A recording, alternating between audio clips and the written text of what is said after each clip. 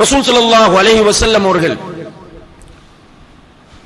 அடுத்தவர்களுடைய மானத்தில் விளையாடுவதை பற்றி சொல்லும் போது நரகத்தில் காட்டப்பட்ட ஒரு வேதனையை அவர்கள் சொல்லுகிறார்கள். சில மனிதர்கள் நரகத்தில் கிடக்கிறார்கள். அவர்களுக்கு செம்பாலான நகங்கள், நீளமான நகங்கள், அந்த நகங்கள் மின் நுஹாஸ், செம்பு நகங்கள், மனித நகங்கள் அல்லது. அல்லாஹ் ஃபஆலுல் லிமா யுரீத் அலா குல்லி ஷைஇன் கதீர், எல்லாவற்றுக்கும் சக்தி உள்ளவன், நினைத்ததை செய்யக்கூடியவன். எனவே உருவம் மனித உருவம், நகங்கள் செம்பாலான நகங்கள். அந்த நகங்களால் அந்த மனிதர்கள் தங்களுடைய முகங்களையும் மார்புகளையும் கீறி கிழிக்கிறார்கள்.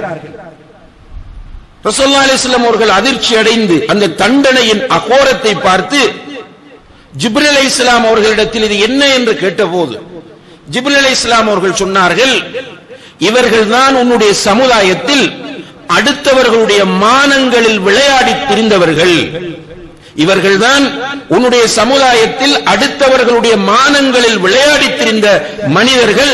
அதற்காக அவர்களுக்கு கொடுக்கப்படக்கூடிய தண்டனை. அல்லாஹ் பாதுகாக்க வேண்டும். இந்த ஹதீஸ்ல இருந்து என்ன புரியுது என்றால், அடுத்தவர்களுடைய மானங்களில் விளையாடுவது பெரும்பாவம் ஆகும். இன்றைக்கு சிம்பிளா போயிடுச்சு.